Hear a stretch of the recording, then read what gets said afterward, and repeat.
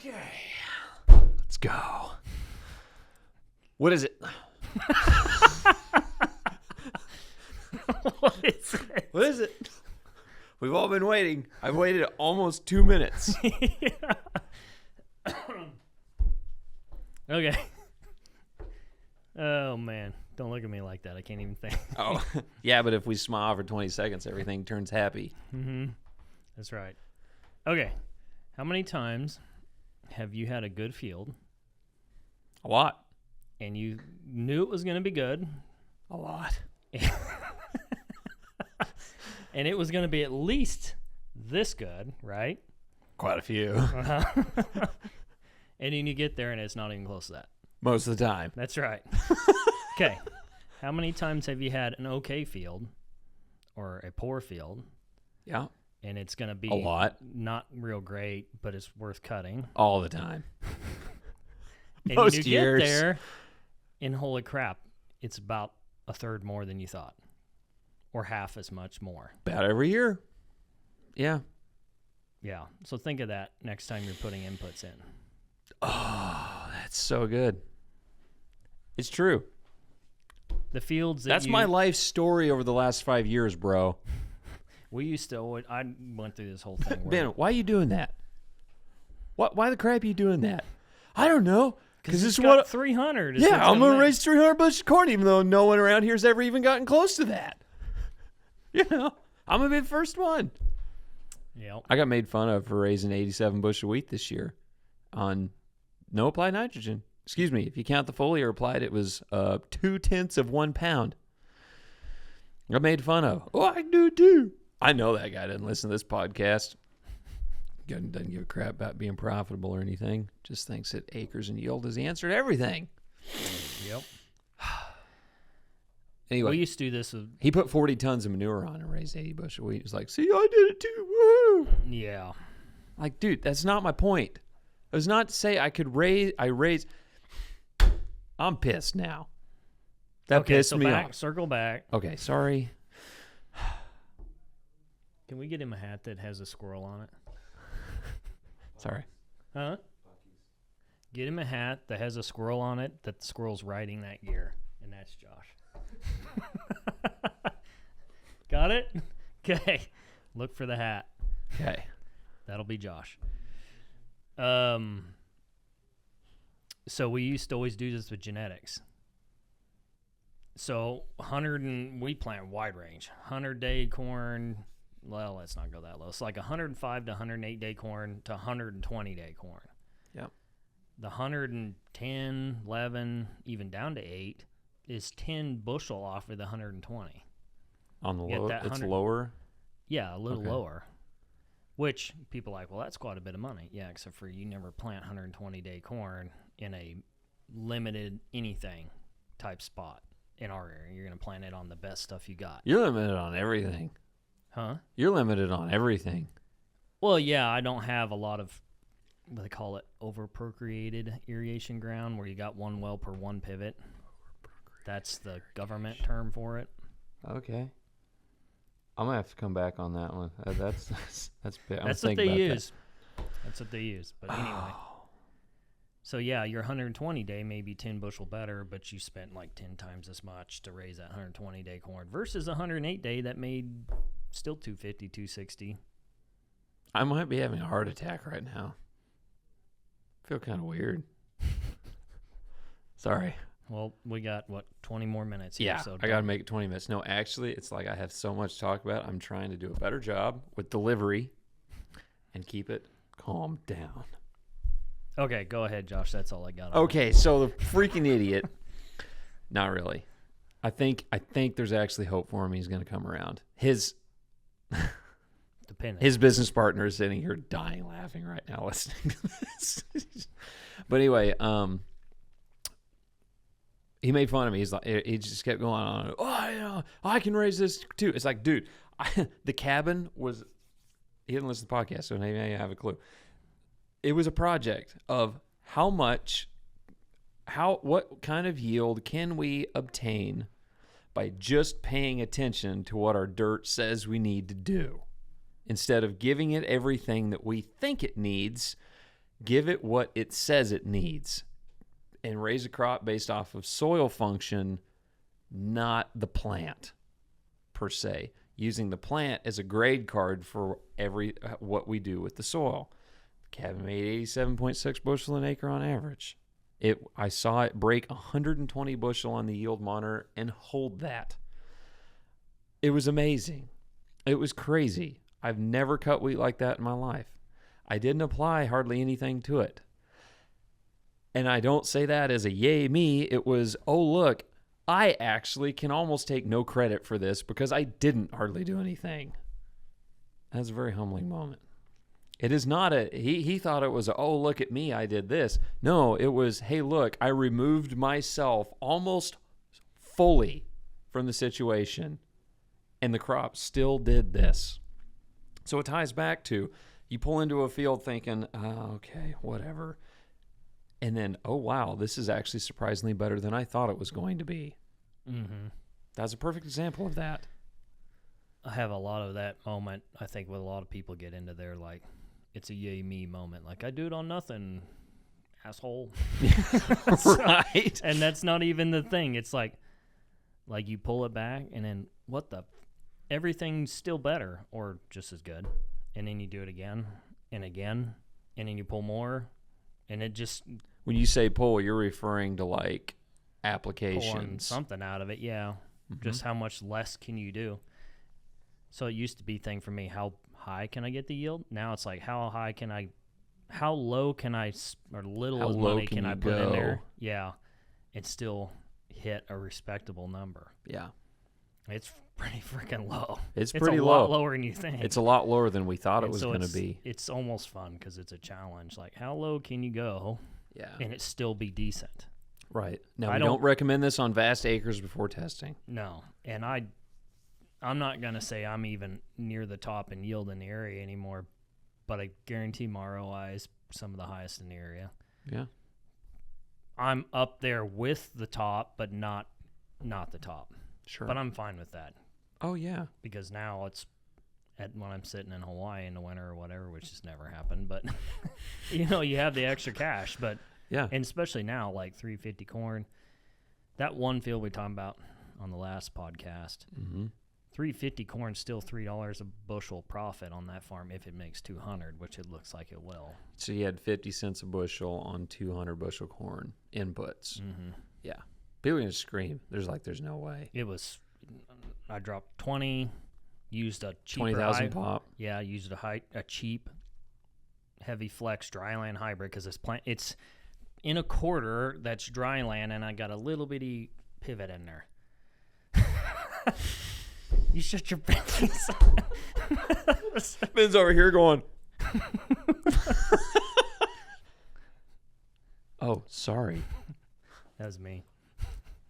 Anyway, so it's a quarter, and there's a pivot inside that quarter, and so I just planted straight through and didn't mess with changing seed. So it's just a cheap hybrid, and I put a pre down, and I run 40 units in the planter.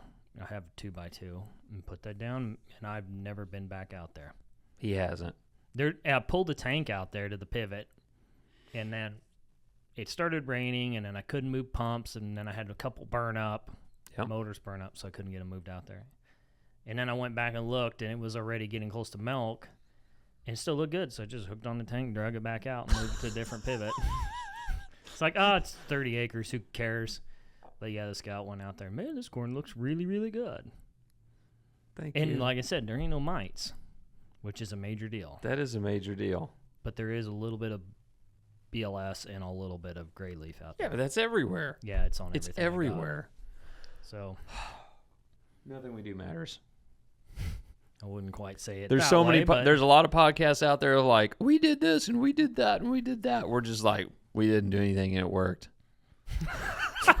We are so not the status quo. Probably because we're farmers. I don't know, some of those guys are farmers too, but seriously, it's just like, my gosh.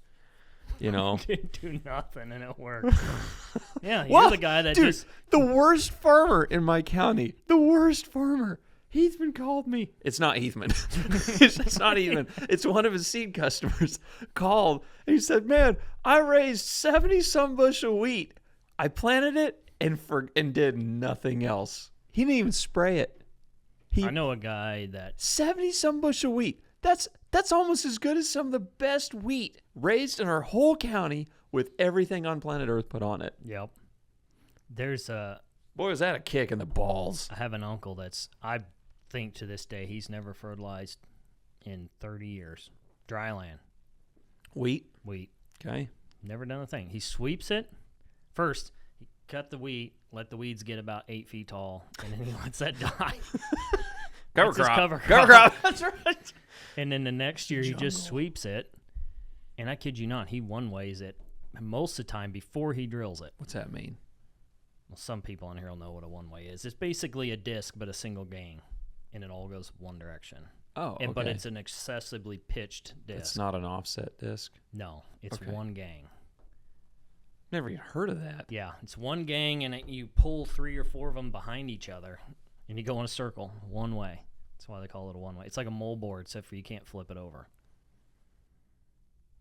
It's one of the first things in our area. But anyway, that's what he does. It makes a pretty good bed because the gang is so pitched, it'll actually rake the seeds or the pigweed off or whatever without going real deep. So it does work fairly well.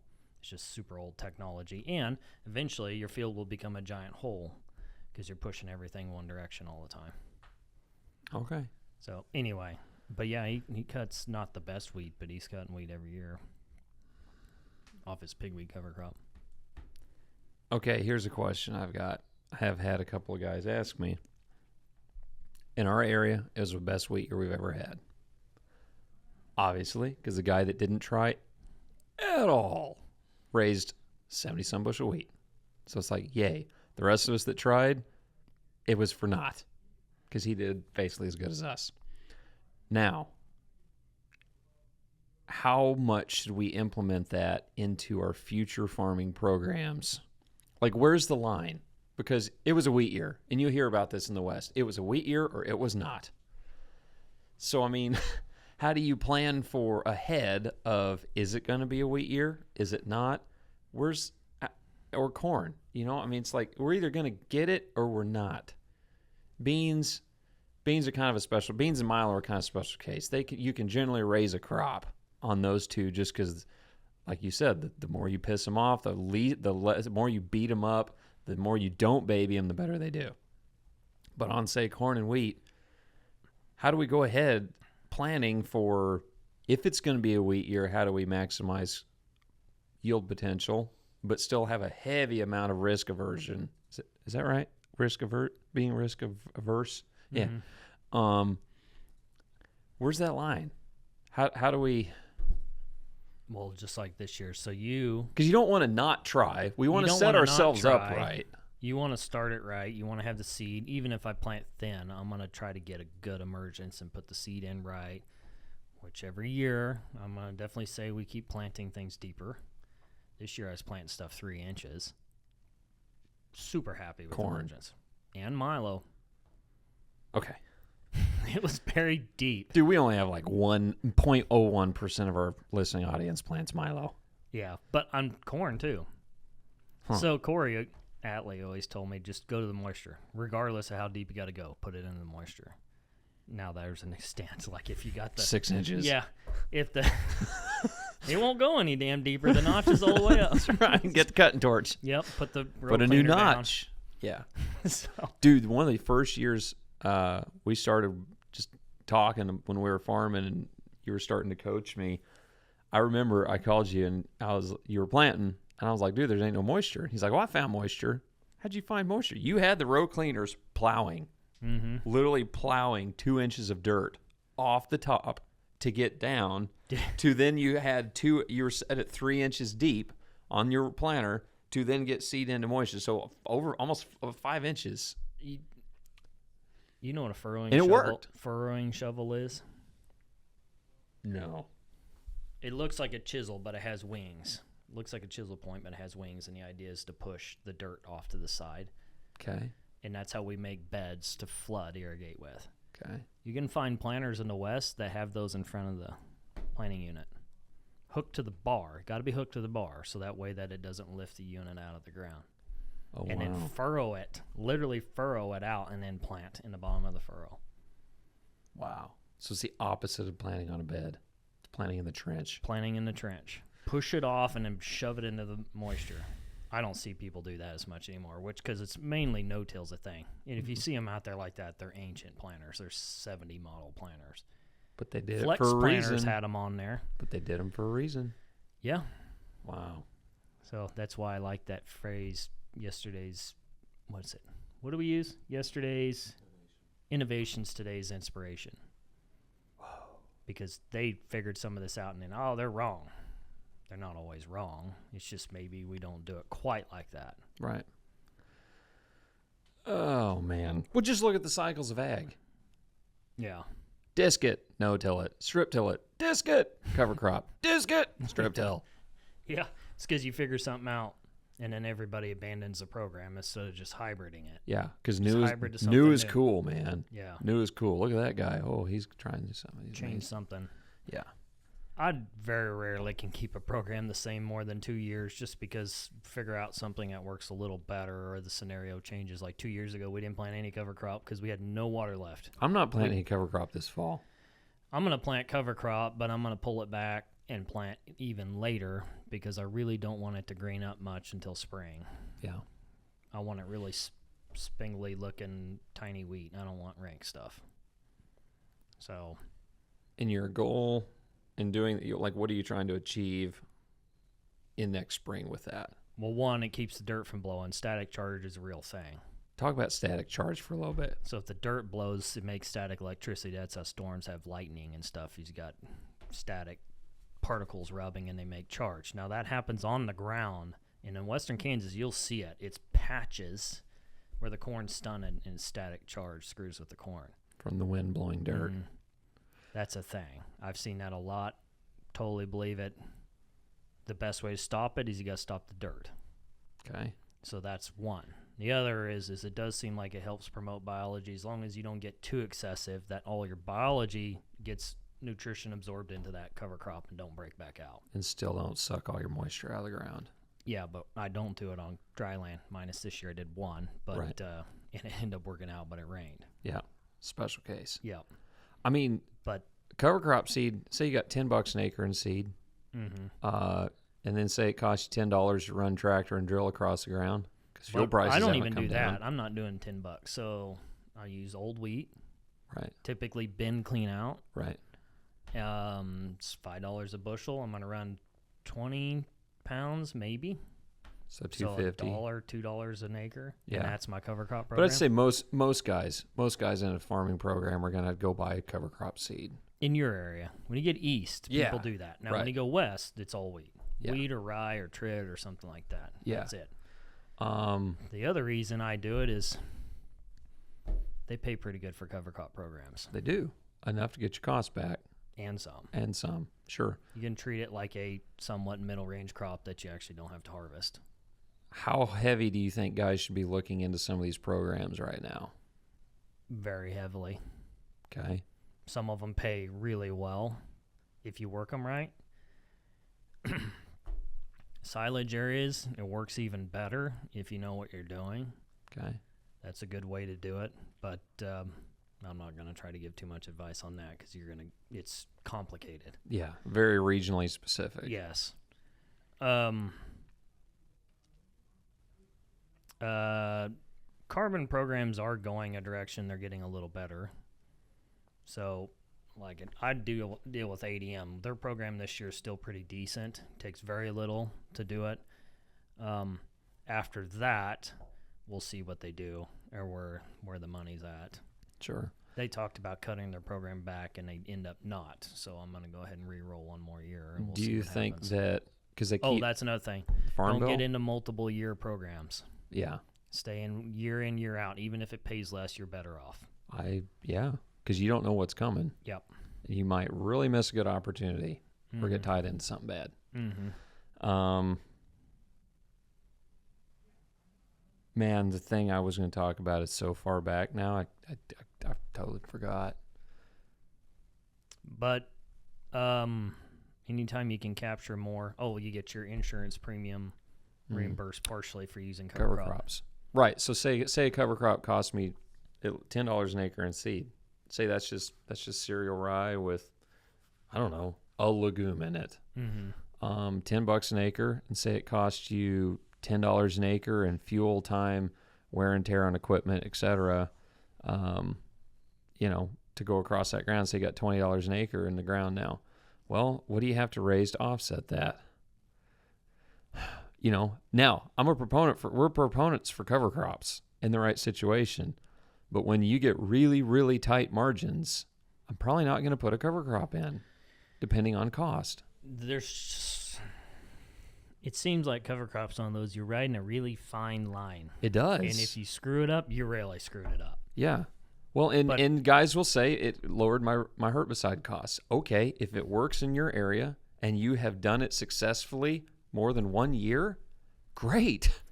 Use it. I think that you can beat kochia in my area using wheat to the line. You can see it if you plant along the fence line. Kochia, solid. Then wheat, very little to no kochia. Yeah. So it definitely suppresses it. But then you're still spraying pre-emergent to keep pigweed out, because pigweed don't give a crap. If it's got sun, it's coming. Yep. And the other thing is I tend to miss it because it's under that wheat or rye or whatever, and I spray it just a hair too late, and then they're through. Yeah. But I don't get near as worked up over a weed here and there anymore. No, me either. It used to be one weed out in the field and spray the whole field. Yeah. I'm so glad those days are behind. I don't even care anymore. I spray probably half. Just send my Avery. field's post. Just send Avery out with a garden hoe. Yeah. Go chop that thing down. I don't know. You can go back to cultivating. I've been considering that. Talked again. about that last night. Yep. So that's a way to cut cost. Then you're going to use cheap pre's at that point. Yeah. Here's a good one. Do you think that, what do you think input costs are going to do? Well, nitrogen will come down. You think in time? Because Coke, I already know that Coke has these models. I've got sources there. They actually have a model that takes the market cost general to raise corn versus the market today of the price versus bean price. And then they price their nitrogen based on that formula. So guys don't change their whole program to soybeans. Mm-hmm. Yeah, makes sense. Yeah. Okay. I think the sooner you can get your head out of this is weather related or this is plant related or whatever, this is all just a political scheme we're all playing here, the better off you'll be. Now, I'm not saying conspiracy, but definitely keep into consideration they're running a business. They're like you. They're trying to figure out ways to find loopholes and profits. They got to keep profit up, margins, or and their margins in mind. So, do you think that? You think seed cost is going to come down? No, really. I've never seen seed hardly come down. Bayer took a drop a couple of years ago on certain hybrids, but then as soon as we go to $9, up we go. Bang. Better hybrid. Yeah. Do you think that? That's another one, though. Traits. Consider traits on whether they're worth it or not. Oh, that's where I was going with that. I was like, the seed company that I work with, they've got some Roundup Ready only older hybrids that the patents have come off of that they're testing. Dude, they're testing great. Mm-hmm. So the Double Pro, it's failed. It doesn't work anymore on earworm protection. Well, there's typically no earworm in Double. Smart I don't know about Taylor. Smart Stack has got Tricepta. Right, but if it's not a Tricepta or a Viptera, it is loaded with earworm. Mm-hmm. Okay, so why pay for the trait? Not Tricepta. This is supposed to be your Smart Stacks. Why pay for Smart Stack when a Roundup Ready only equals it in yield and is $80 a bag cheaper? As long as you don't get taken out by beet or corn borer. We don't fight. At least in our area, we don't fight that. We do. We used to. Plus, cotton. Whoa, there's a wild card, Ben. Well, can't remember particularly. This has been so stinking long ago. Refuge corn was developed due to cotton, if I remember right. I could be totally wrong on that, but that a lot of the worms that eat corn eat cotton. They also eat grain sorghum too. Okay. And that they're fighting it in cotton so stinking bad, stem borer and stuff like that. They get in freaking beans too. Yes. Just dropped reel about that. Yeah. About stem borer. Guess what? It was an area of yeah, I know, right? Cuckleburs. It was a patch of cuckleburs in Heathman, on the edge of Heathman's plot. It was loaded with stem borer, just the cuckleburs. So about August time frame, when beans start to mature, you'll see those, well, we call them looper worms or woolly bears, will move across fallow fields and annihilate the pigweeds as they go. It'll be sticks. It is the craziest thing ever. It's great. So Full send. Yep. They're packing their lunch to make that trek across Death Valley. 25? Okay. So, but anyway, Refuge, I believe, is developed for that reason. Okay. But we could be totally wrong. We could be totally wrong. Yeah. I don't know. But if I not, know that that was a Bayer dope has, story. Bayer has, I guess, in some of their headquarters, they grow, what is those things? Geraniums, full of beans that are specifically trait designed. So there's BT beans, like or loopers and woolly bears can't eat them. Okay. But they don't have them here. It's in South America. They use them down there. But that exists. I've been told that. There's all these weird traits that are out there that are only available in certain areas. If you eat them, you'll grow like another leg, which would benefit some people. Yeah. Probably like throw off the weather clouds or something. The government can control the weather with their wind turbines like they do right now, potentially. That's only conspiracy. Yeah. But then some of the traits, like we've been talking, Triceptas, I have not had Tricepta that's wind tolerant to save its life. It's not. But is it wind tolerant enough? In my area, it is. Yeah. Out there, you're dead. Every wind claim I have is on a Tricepta. So plant Tricepta and pray for wind. If you're playing the insurance game. I don't even know how many times I thought about that this year. Just throw it all. Damn, I'd made a lot of money if I just planted it all that one hybrid. What is the weakest hybrid I could possibly plant? And then every bad storm that rolls through, I'm happy.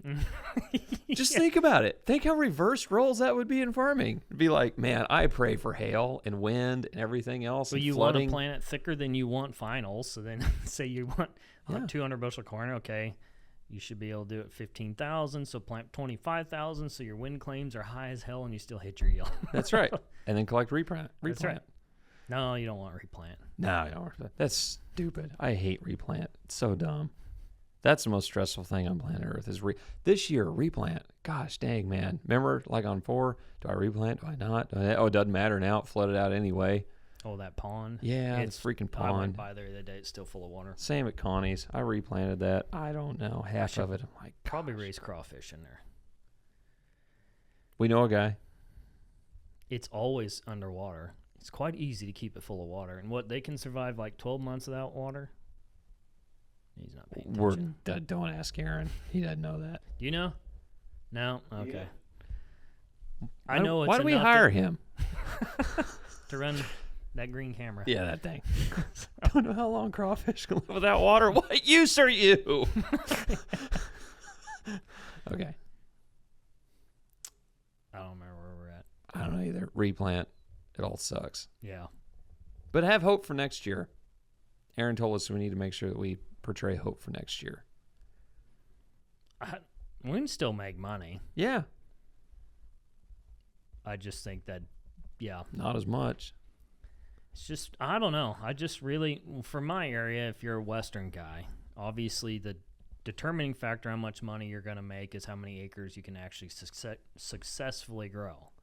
Particularly like what I have, where I got one well feeding 5 pivots or 6 pivots. And so the more of those I can actually raise a crop on in a year, the better. Or the more times you can raise a crop in a year in my area is a thing. Mm-hmm. So we can get 2 or 3 sometimes. The better off you are. Sometimes pulling the yield down. I do this all the time. Factor in if I raise 2 circles at 200 or 3 circles at 200 compared to 1 or 2 at 250 to 300, where's more money? Well, do the whole pullback on that, spreading it into 200 tends to usually outbang the other one by a lot. Now you got more premium, insurance premiums, stuff like that, and I'll figure those kind of things in too, but that's a good way to do it. We should do a podcast on planning a crop for next year. Yeah, I'm good with that. Okay. Aaron, you happy? See you guys He's next happy. time. Bye. Yep. Catch you later. Over and out.